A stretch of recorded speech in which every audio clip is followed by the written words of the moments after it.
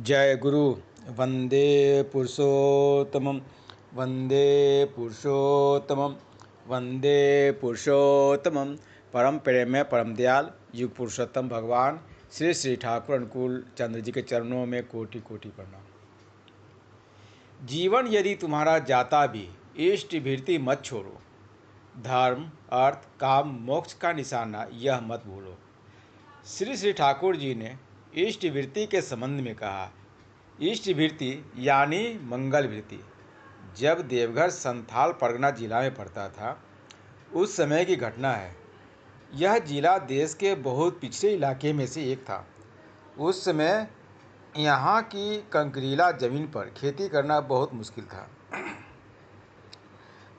अधिकतर संथाली लोग किसी तरह अपनी जीवन यापन करते थे। प्रायः फाकाबाजी में दिन गुजरते थे। श्री श्री ठाकुर के देवघर आगमन के कुछ वर्ष बाद एक गरीब संथाली श्री श्री ठाकुर का दर्शन करके दीक्षा लिया और अपनी गरीबी को दूर करने का उपाय पूछा। श्री श्री ठाकुर बोले, तुम नित्य इष्ट वृत्ति करना।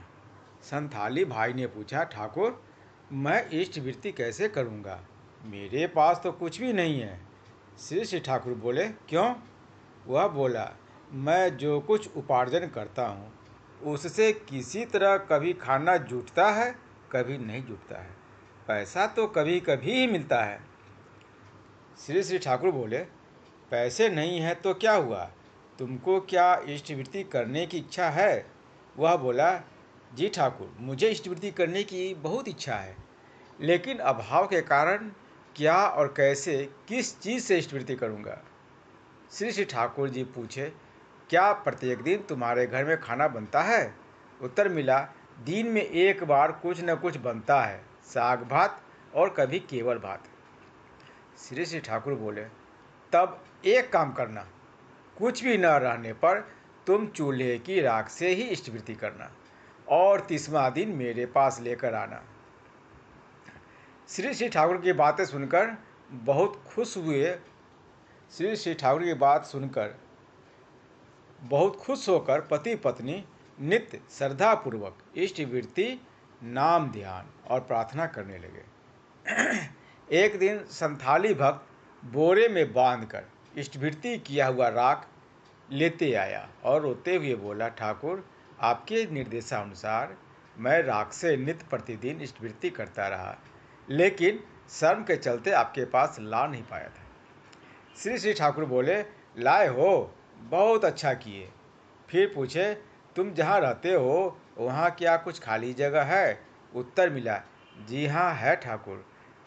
श्री श्री ठाकुर बोले, उस जगह पर इस राख के साथ कुछ मिट्टी मिलाकर मान कच्चू की खेती करना। मान कच्चू के 100 पौधे मैं तुमको दूंगा। वह संथाल भक्त बहुत खुश होकर घर के सामने खाली जगह पर श्री श्री ठाकुर के निर्देशानुसार मान कच्चू लगाया।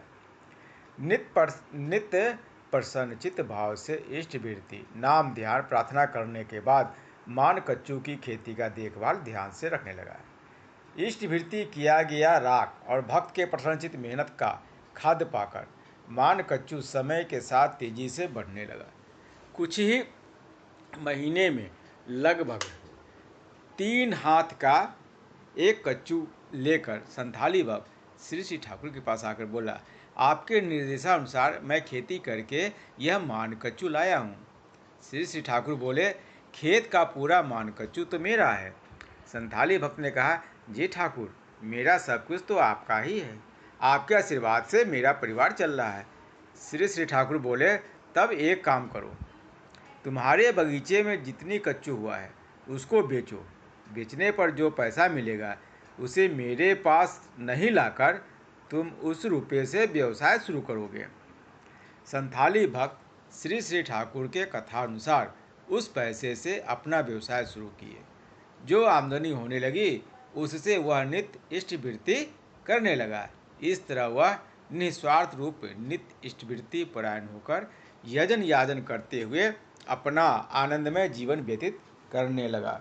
परम दयाल श्री श्री ठाकुर जी ने चाहा था कि वह चाहे जैसी भी कष्ट हो, इष्टवृत्ति करना एवं कराना ही है, क्योंकि इष्टवृत्ति ही मंगल भृति है। श्री श्री ठाकुर जी की वाणी है, जैसा भी आए आपद विपद, जैसा भी हो प्राण, इष्ट वृत्ति लाता ही लाता है सबसे परित्राण। इष्ट वृत्ति लाता ही लाता सबसे परित्राण। सातवती सितंबर 2017। जय गुरु। वंदे पुरुषोत्तमम, वंदे पुरुषोत्तमम, वंदे पुरुषोत्तमम।